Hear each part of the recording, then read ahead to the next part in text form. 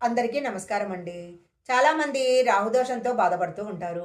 ఇలా రాహుదోషంతో బాధపడేవారు తొందరలో వస్తున్న సంక్రాంతి పండుగ రోజు కొన్ని వస్తువులు దానం చేసినట్లయితే రాహుదోషం నుంచి బయటపడవచ్చు.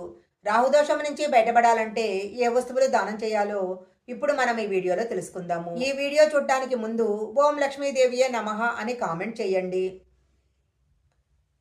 మకర సంక్రాంతి పండుగకు చాలా ప్రాధాన్యత ఉంది. సూర్యుడు ప్రతి నెల తన రాశిని మార్చుకుంటూ ఉంటాడు. సూర్యుడు ధనుసు రాశిలో ప్రయాణాన్ని ముగించుకొని తరువాత రాశిలోకి అంటే మకర రాశిలోకి ప్రవేశించినప్పుడు దాన్ని మకర సంక్రాంతి అంటారు.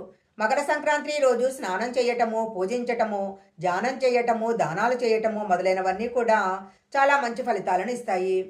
సూర్యుడు దక్షిణాయనం నుంచి ఉత్తరాయణంలోకి మారతాడు. మకర సంక్రాంతికి శూన్యమాసం ముగిసి అన్ని శుభకార్యాలు ప్రారంభమవుతాయి.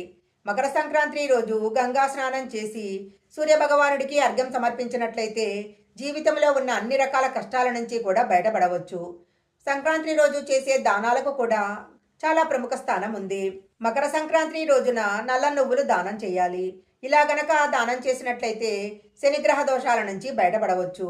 నల్ల నువ్వులు దానం చేయటం వలన సూర్యభగవానుని యొక్క ప్రత్యేకమైన అనుగ్రహం లభిస్తుంది. నువ్వులే కాకుండా బెల్లం కూడా దానం చేయటము మకర సంక్రాంతి రోజు చాలా ప్రత్యేకమైన స్థానాన్ని కలిగి ఉంది. బెల్లము సూర్యభగవానునికి గురువుకు సంబంధించింది.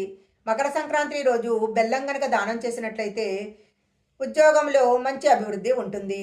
గౌరవము, కీర్తి ప్రతిష్టలు పెరుగుతాయి. మకర సంక్రాంతి రోజు పొంగలి దానం చేసినట్లయితే చాలా మంచిది. సాధారణంగా సంక్రాంతిని పొంగల్ పండగ అంటారు. ఆ రోజు పొంగలి వండి తాము తిని ఇతరులకు దానం చేసినట్లయితే ఇంట్లో సుఖ సంతోషాలు, ఐశ్వర్యము, సంపదలకు లోటుండదు. మకర సంక్రాంతి రోజు పేదవారికి దుప్పట్లు, వస్త్రాలు దానం చేయటం చాలా మంచిది. ఈరోజు దుప్పటి దానం చేయటం వలన రాహుదోషాల నుంచి బయటపడవచ్చు. ఈ వీడియో కనుక మీకు నచ్చినట్లయితే లైక్ చేయండి, షేర్ చేయండి. ఇలాంటి మరిన్ని వీడియోల కోసం మా ఛానల్ సబ్స్క్రైబ్ చేసుకోండి. పక్కనే ఉన్న బెల్ ఐకాన్ని యాక్టివేషన్ చేసుకుంటే మేము పెట్టే వీడియోలన్నీ కూడా మీకు ముందుగానే నోటిఫికేషన్గా వస్తాయి. మరొక మంచి వీడియోతో మళ్ళీ కలుసుకుందాం.